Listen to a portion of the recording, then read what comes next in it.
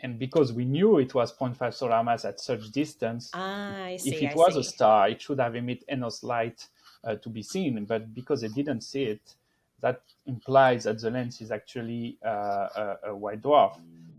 Have you ever wondered what it's like to discover a brand new world? In the last 3 decades, we've found over 5,000 planets outside our solar system, called exoplanets. I'm Dr. Jessie Christensen, the lead scientist at the NASA Exoplanet Archive. This is Explore Exoplanets, The Discoverers, a series where I interview the brilliant minds behind the discovery of brand new planets.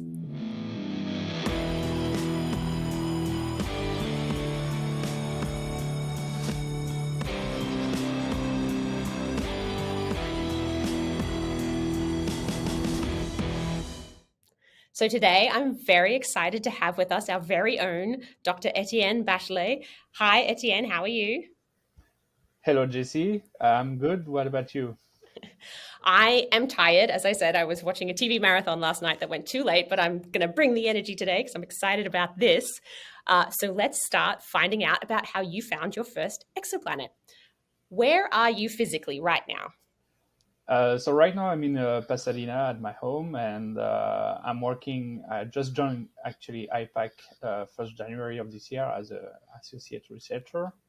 Yes, and we're very happy to have you. What brought you to this point in your career? What did you do before that? Okay, so before I spent almost 6 years close to here at Las Cumbres Observatory in Santa Barbara, working on exoplanet with Dr. Rachel Street. In the middle, I also worked 1 year at the Institute of Astrophysics of Paris in 2022. And prior to LCO, actually, I spent 1 year as a postdoc in Qatar, Doha, working on exoplanets still. And Wow. before that, I get my PhD from Toulouse University, working on microlensing exoplanets. All right, so I have two questions about your transition from your early career to your late career. First, as a Frenchman, how do you feel about living in the US? It's interesting because it shows you how people live in another country. So it's always informative, and you have a different point of view of what you see from the US, from France. So it's definitely interesting. Of course, you also have sometimes the country sickness, but Yes. it's still very good here. So that's fine. Yeah, no, that's a really good point. So I'm from Australia originally, and now I've been in the US for 15 years. And those two things you said, the like lens that you get to see your home country with after you've lived somewhere else is so different and nuanced and interesting. And also, I definitely do get homesick a lot. All right, and the second question about the transition from the start of your career to now is, when you were a student back in France, did you ever think that you would discover your own exoplanet? Actually, no. But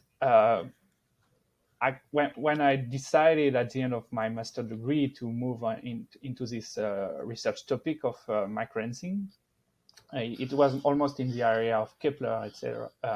Kepler was just launched, so exoplanet really become a very hot topic. Mm-hmm. And my PhD advisor, Pascal Fouquet, present me a stage, about microlensing, and he was telling me it's a bit an exotic technique, but it's very complementary to transit and radial velocity. So if you want to try something new, you're welcome to join me.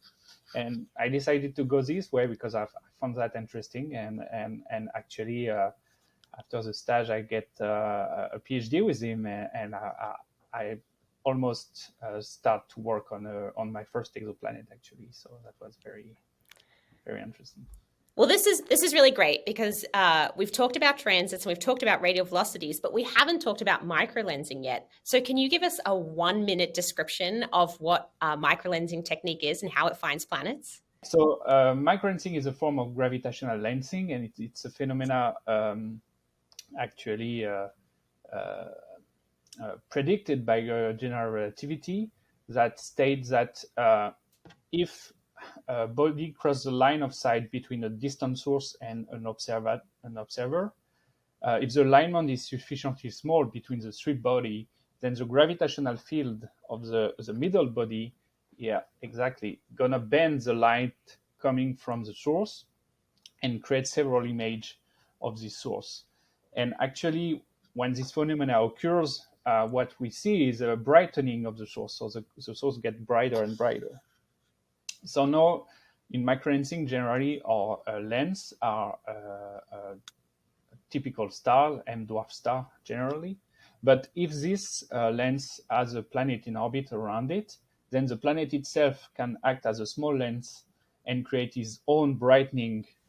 And because the planet mass is very low compared to the planet to the star mass, the duration of the brightening is very short. It's about 1 day or two.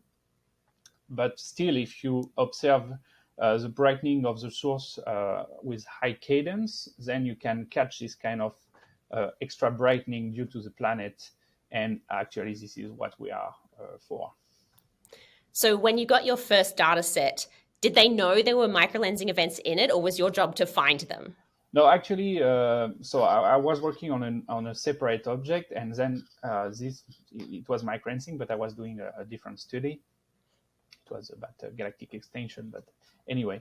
And then this event was observed during the summer before I start my PhD by my follow-up team at the time, which was called Planet.